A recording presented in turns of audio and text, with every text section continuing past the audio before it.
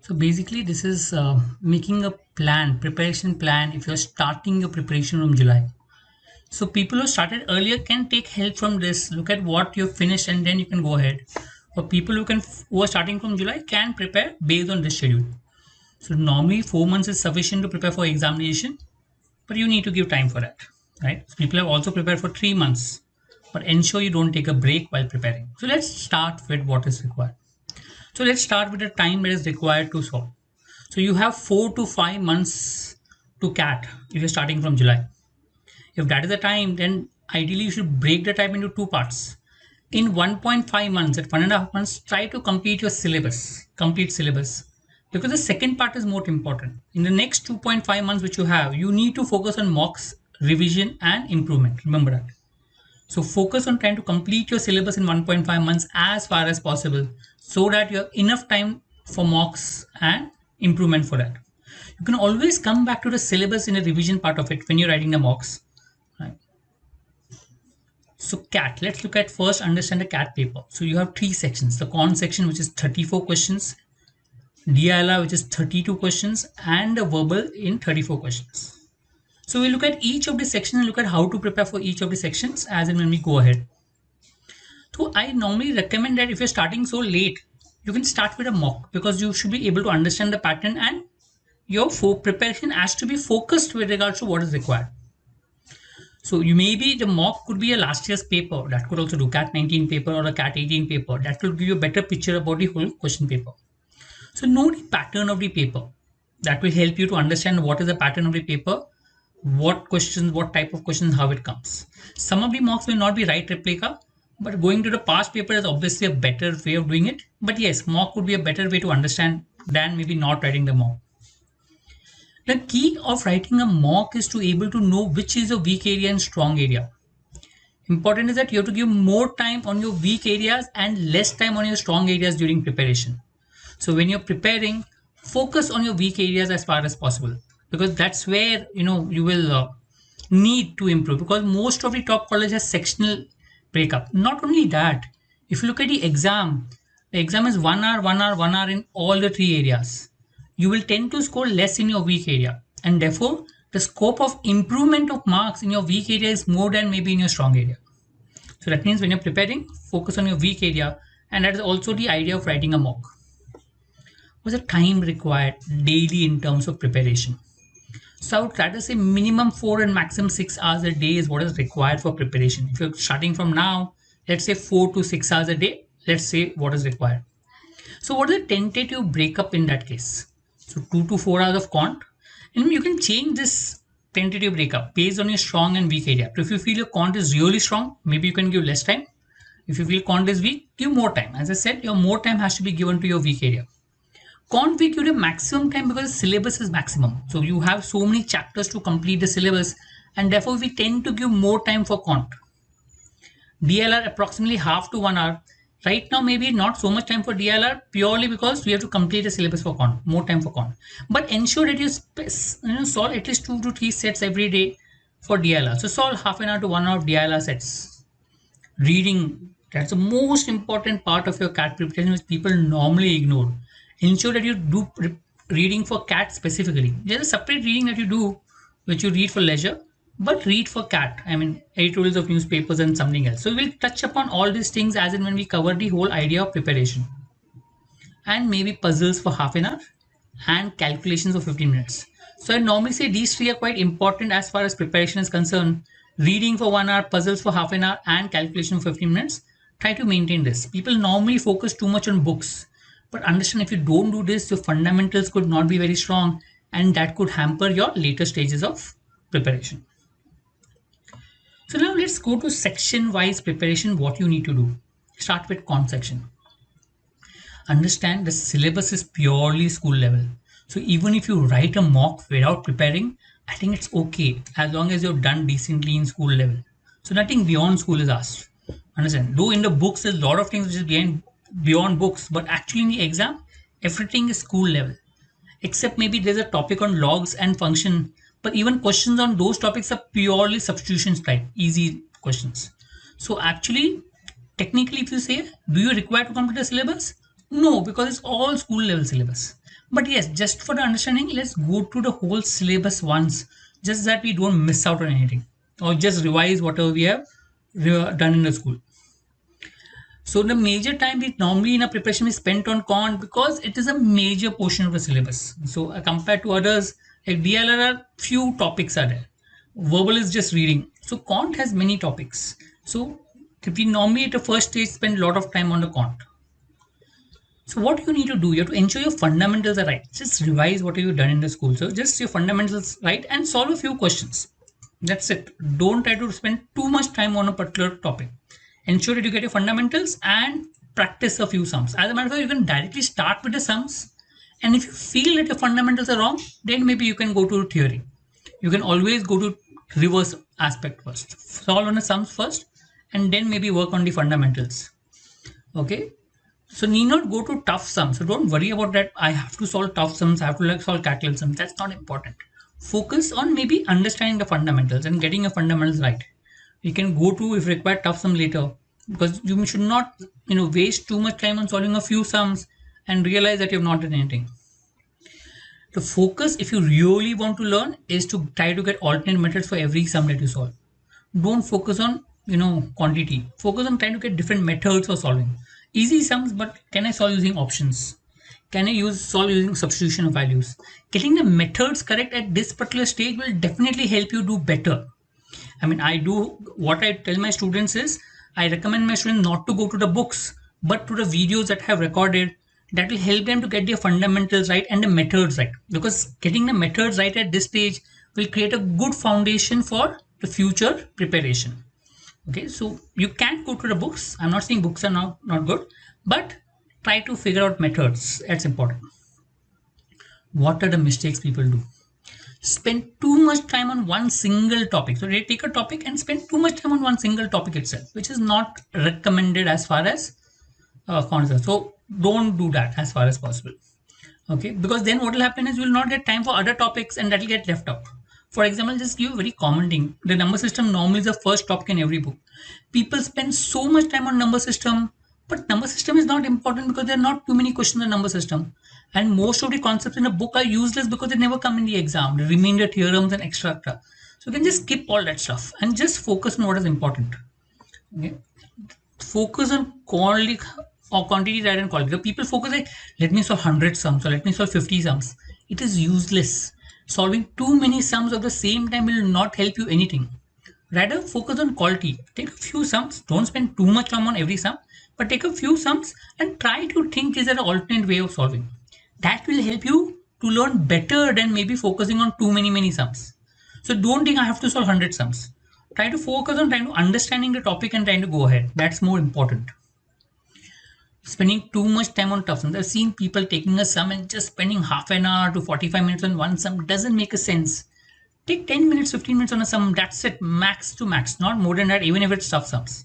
Solve a sum and then look at alternate methods. No, go back to the next sum. That's how it goes. Don't try to spend too much time. If you don't get the answer, you can always look at the solution and work on that. Right? So avoid these mistakes as far as possible. Practice and solve concepts that are not expected in CAT. This is also very common, specifically where people refer books. There's so many concepts in books and there's so many concepts on social media which are not expected to come. Like common are remainder theorems, binomial theorem, Bayes system. These are all number systems. Trigonometry formulas, geometry exotic formulas. There's so many concepts which are in a book, like in permutation combination, which never asked in the examination. No point going into details of it. Understand you know to how to solve basic sums from every question topic, and that is what is important as far as quant is concerned. So giving a tentative schedule for each topic. I'm not given too many days per topic, just 1 day, maybe 2 days per topic, because the idea is to cover the entire syllabus in 45 days. So what you need to do, suppose I'm given profit and loss 1 day. I'm assuming you know a bit of profit and loss. Directly take a sum and solve. In a day when you spend 2 to 3 hours, if you solve some 10-15 sums on a topic and you feel you're comfortable, move ahead to the next topic. That's how. So don't look at a topic in terms of I have to know all theory and everything about it. It's the wrong way to do. As long as you know what the fundamentals of that topic is sufficient. You can change the days based on spend more time on topics which are not comfortable and less time on topics which are comfortable. For example, you feel you know averages. Take a few sums, solve, you're comfortable, go next to next topic. That's how you can work on. So you can focus on those aspects as far as preparing your schedule is concerned. Next, let's go to DILR section. So when you look at DILR section, what happens in DILR? If you look at of late in the CAT examination, you have varied type of questions in DILR, mainly in a non-traditional type. Normally, initially what used to happen, you had a proper data DI sets. DI sets are where tables were given and questions were given based on table, or LR sets, which are based on matrix and other sums, pure puzzle based. But nowadays, the sets in DLR are very different from what used to come earlier, very non-traditional type.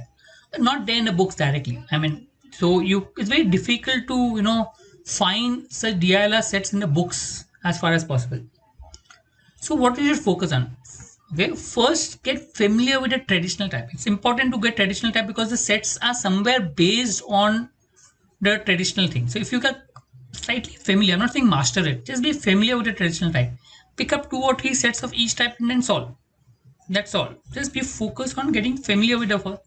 And once you focus, then also try to develop a thinking habit.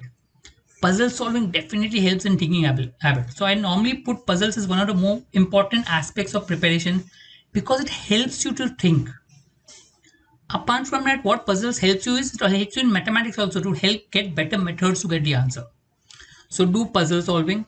I'll tell you a proper time schedule for it, but you need to do puzzle solving and you need to do familiarity with the basic puzzles. So what should be your daily plan? So I would say 30 minutes to 1 hour of DLR sets. So if you have 1 hour, pick up 2 or 3 sets daily, whatever topic you're doing, and then try to solve that sets. Apart from that, spend 15 minutes on mental calculations. Important, especially in DI, because people spend a lot of time on data interpretation and calculations. So if you can do your calculations fast, you can save a lot of time. Maybe around 15 to 45 minutes on puzzles, Sudoku, Kaguro, whatever. So that will help you to think better and solve the non-traditional puzzles in a much better manner. So try to follow this as far as possible. In puzzles, I normally recommend one, maybe Sudoku, Kakuro, Hitado every day. One of those as such. There are a lot of apps available. You can pick up those apps and then try to solve. You can pick up puzzles from the internet and solve. That is also helps a lot. Puzzles from books, there's Shakuntala Devi, George Summers. You can pick up these books and try to solve. That should also help. So puzzles from books also is great. Try doing puzzles regularly. Syllabus, basically try to complete the whole fundamentals of basic type in 30 days. That's how you focus, because normally questions are not directly based on syllabus. So just go to the syllabus just to ensure that you're clear with the basic type of DILR sets. Okay, so that's basically understanding the basic types. Solve easy sums, need not solve tough sums. The one mistake people do is take tough LR sets and spend hours on it, but you don't have so much time right now. Okay, and doesn't help so much. Right now the focus should be just to get the fundamentals of different type of sums. So you can solve sums what are comfortable with and just get familiar with right now. Later on, maybe we can move on to mix sums. Ensure that you keep to deadlines. Okay, even if you don't complete a topic, please stick to deadlines. This is true for mathematics also. Keep to deadlines. So 2 days are given for one topic, finish and then go to next topic directly. Don't extend it, because if you extend it, your next topic will get a problem. You can always come back to the topic during the time of revision, possible. What mistakes people do? Too much focus on book. I don't think that helps. I mean, because understand that questions that come in DLR sets are not based on bookish this one. They're more different questions, which you do in the second stage, like picking up questions from the mocks, etc. So right now, don't focus too much on books and too many questions on DLR sets on the books. Few questions on DLR, I think that should suffice as far as preparation is concerned. Don't spend too much time on a single set. Take a set, try 10 minutes, 15 minutes, and then look at a solution. Understand the solution, go ahead. That's all. Don't try to spend hours and hours on a set. Doesn't make sense. 10-15 minutes per set is sufficient in terms of the key is to be able to think and try to understand and see if you can solve. If you can't, look at a solution, move ahead. Tentative, question types of DI and logic and the days. You may follow this, or you can just do mixed sums in DLR. I mean, one thing that I normally sometimes recommend is pick up randomly mixed sums from the books and just solve if you feel you're comfortable with the basic types.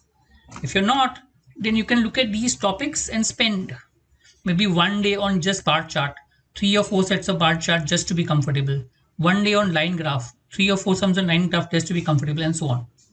So I spent even more time on logic and less time on DI, because in the examination there are more questions on logic type and less questions on DI side. So it makes sense to focus more time on the logic as far as possible when you're preparing for the exam. So go to this, understand this. If you want, you can pause the video, check it out, and then decide how you want to follow it. Verbal, the third section which is there. Let's look at a breakup. There is 24 questions on RC, 3 questions on para summary. A paragraph is given and summary of that. 3 questions on odd sentence out and 4 on jumble para. These 27 questions are directly based on reading. I mean, the more you read, it will improve. Odd sentence out also helps, I mean, reading. Jumble para to some extent, not much. So my suggestion is, in the first stage, focus on this 24 questions of reading. Okay, just focus on reading. You can focus on the 7 questions in the second stage, because moment you read a lot, it also builds the fundamentals for these 2 stages. So if you can focus on these questions, 27 questions, that will help you to entire verbal section, building the fundamentals as far as possible. So what do you need to prepare? So preparation, I normally say just read. So I recommend just read. Ensure that you read. Read for half an hour to 1 hour on newspaper editorials or articles from AL Daily. Just focus on CAT preparation. Read. But don't read like as if like you're reading for CAT. Read like you're reading. Make a habit of reading. You have to enjoy your reading. I mean, a lot of people read like, oh, I'm reading for CAT. Let me read fast. Let me read slow. No, don't do that.